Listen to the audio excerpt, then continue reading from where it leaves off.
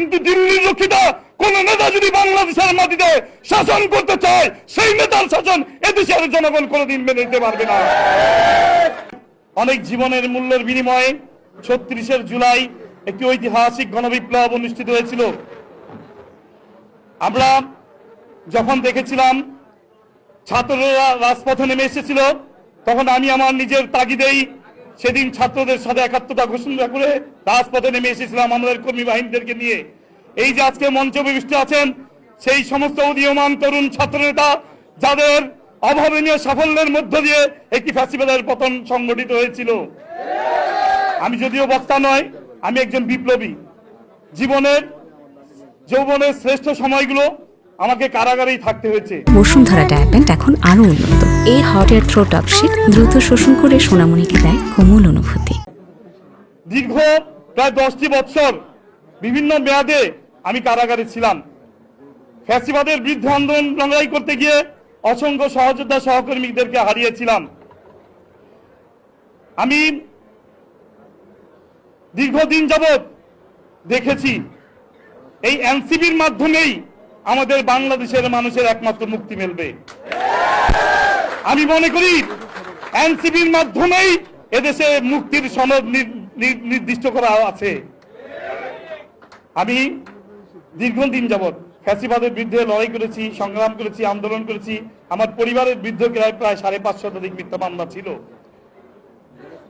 কালো আফ্রিকার শ্বেত শত্রুদের বিরুদ্ধে, বর্ণবাদের বিরুদ্ধে কথা বলতে গিয়ে, আফ্রিকার মাটিতে বর্ণ বৈষম্য দূর করতে গিয়ে দীর্ঘ 27টি বছর প্রিটোরিয়ার কারাগারে নেলসন ম্যান্ডেলা জেল খেটেছেন, কোনোদিন কিন্তু আপোষ করেননি।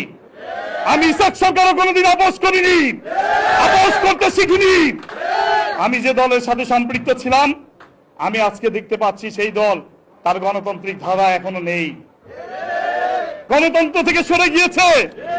হয়তো তারা ভুলে গিয়েছে 1400 ছাত্র গণঅভ্যুত্থানে 1400 শহীদের রক্তের সাথে বেঈমানি করে, বিশ্বাসঘাতকতা করে এই দেশে কেউ টিকে থাকতে পারবে না।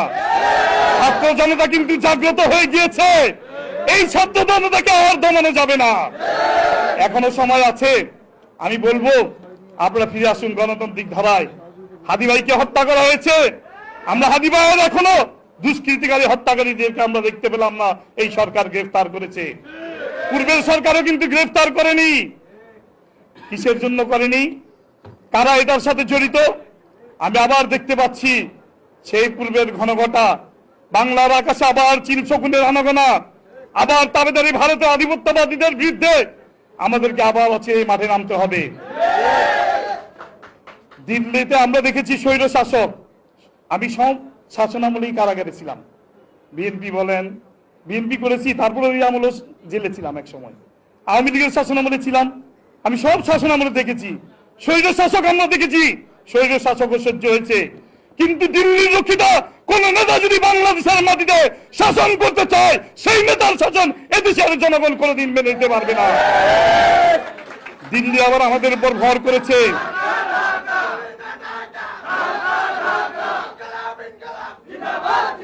দিল্লি আবার আমাদের উপর ভর করেছে 1400 ছাত্র জনতার গণঅভ্যুত্থানের মধ্য দিয়ে কিন্তু আমরা এই দিবসটি পেয়েছি।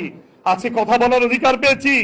আমরা যদি দেখি বর্তমান শাসক গোষ্ঠী আবার সেই একই কায়দায়, একইভাবে সেই ফ্যাসিবাদের ভূমিকা অবতীর্ণ হয়, তবে আমরা ইনশাল্লাহ আবার রাজপথে নেমে আসব।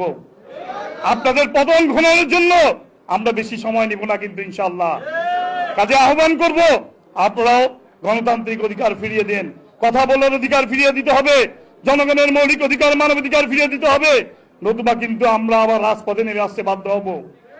আমার পরিবারের উপর অত্যাচার করা হয়েছে, জুলুম করা হয়েছে। আমি কোন দলের প্রতি আমার বিমতা সুলভ আচরণ নয়, আমার কারো প্রতি কোনো দুঃখ, রাগ, ক্ষোভ, অভিমান নেই।